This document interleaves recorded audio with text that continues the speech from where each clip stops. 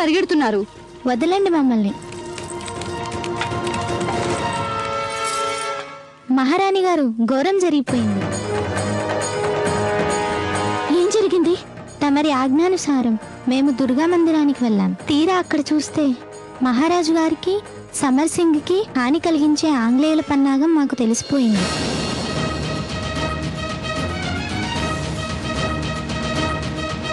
ఇక నేను వెళ్లకుండా నన్నెవ్వరూ ఆపలేరు.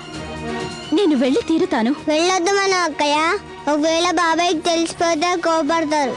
ప్రాచి, నేను అన్నయ్యగా భావించిన వ్యక్తి తనతో పాటు మహారాజు గారు అంటే నా శ్రీవారు ఇద్దరు ఆపదలో ఉన్నారు. మహారాణి గారు, ఆ మోతీబాయి ఇంకా తెర వెనకే నిలబడి ఉంది.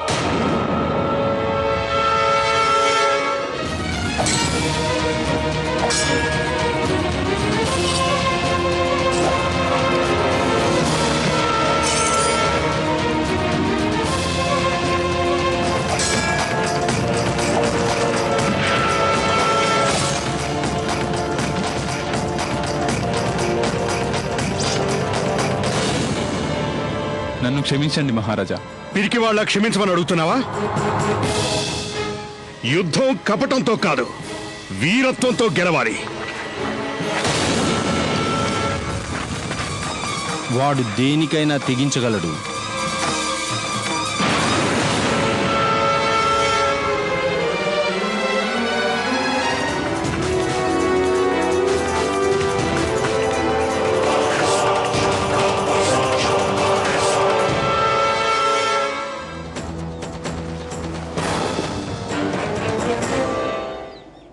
గౌరవనీయులైన మహారాజు గారికి, ఆ సమర్ సింగ్ తమరికి ఎంత మాత్రమూ శత్రువు కాదు.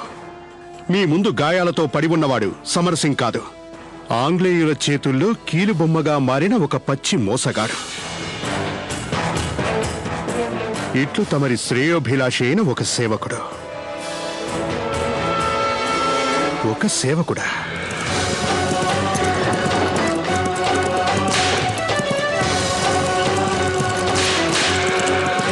తమరు వీణ్ణి మాకు అప్పగించండి. పూర్తిగా దర్యాప్తు చేసి తమరికి ఆ తర్వాత తప్పుకోండి మహారాజా.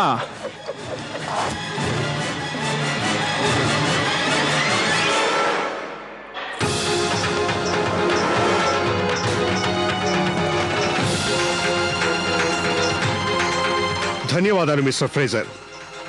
ఈ రోజు మా ప్రాణాలు కాపాడడం ద్వారా మాకు మీ పట్ల ఉన్న గౌరవం మరింత పెరిగింది. సర్జెంట్స్, సైనికులందరినీ తీసుకువెళ్ళండి. ఆ సమర్ సింగ్ ని ప్రాణాలతో తప్పించుకోనివ్వద్దు.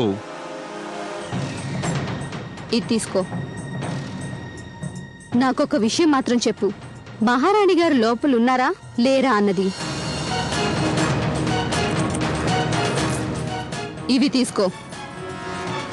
ఇప్పుడైనా చెప్పు.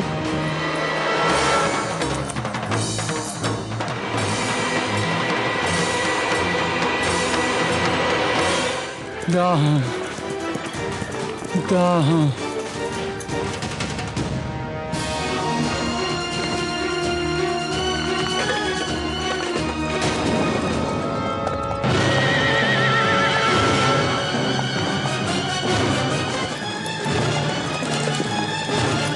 అదేమిటక్కడ? కమాన్ సార్, ఈ గుర్ర బండిలోనే ఆ గాయపడిన సమర్ సింగ్ తీసుకొచ్చి మేం పడేశాం. ఎంతో దూరం వెళ్ళి ఉండడు. వెళ్ళండి, వెతకండి, వెళ్ళండి.